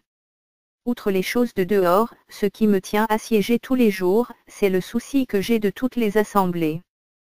Qui est affaibli que je ne sois aussi affaibli? Qui est scandalisé, que je n'en sois aussi brûlé? S'il faut se glorifier, c'est de ma faiblesse que je me glorifierai. L'Élohim et Père de notre Seigneur Yehoshua le Machia, qui est béni éternellement, sait que je ne mens pas. Adama, le gouverneur du roi Aréta faisait garder la ville des Damaskéniens voulant se saisir de moi, et l'on me descendit de la muraille dans une corbeille, par une fenêtre et ainsi j'échappai de ses mains. Faut-il vraiment se glorifier? Cela n'est pas utile, car j'en viendrai aux visions et aux révélations du Seigneur. Je connais un homme en Machia, il y a en passé, si ce fut dans le corps je ne sais, si ce fut hors du corps je ne sais, Elohim le sait, qui a été enlevé jusqu'au 3e ciel. Et je sais que cet homme, si ce fut dans le corps ou si ce fut hors du corps, je ne sais, Elohim le sait, a été enlevé dans le paradis et a entendu des paroles ineffables qu'il n'est pas permis à l'être humain de dire. Je me glorifierai d'un tel homme, mais je ne me glorifierai pas de moi-même, si ce n'est dans mes faiblesses. Car si je voulais me glorifier, je ne serais pas un insensé, car je dirais la vérité, mais je m'en abstiens, afin que personne ne m'estime au-dessus de ce qu'il me voit être, ou de ce qu'il entend dire de moi. L'écharde de Paulos, Paul.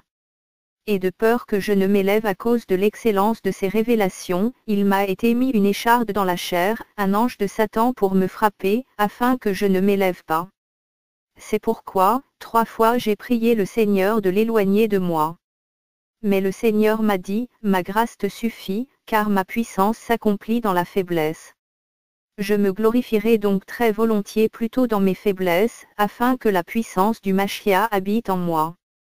À cause de cela je prends plaisir dans les faiblesses, dans les injures, dans les calamités, dans les persécutions, et dans les angoisses pour Machia, car quand je suis faible, c'est alors que je suis fort.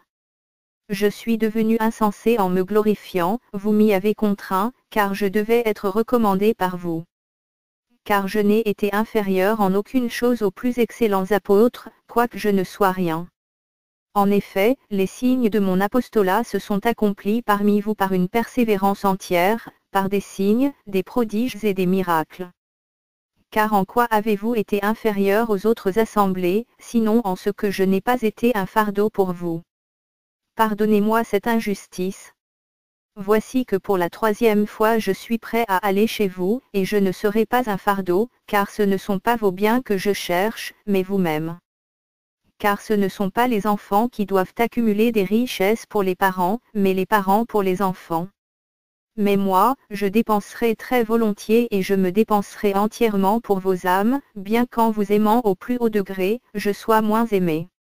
Mais soit, dira Théon, que je n'ai pas été une charge pour vous, mais, étant un homme habile, je vous ai pris par ruse. Est-ce que je vous ai dupé par quelqu'un de ceux que je vous ai envoyés? J'ai exhorté Titas, et j'ai envoyé un frère avec lui. Est-ce que Titas vous a dupé? N'avons-nous pas marché dans le même esprit, sur les mêmes traces? Pensez-vous encore que nous cherchons à nous défendre devant vous?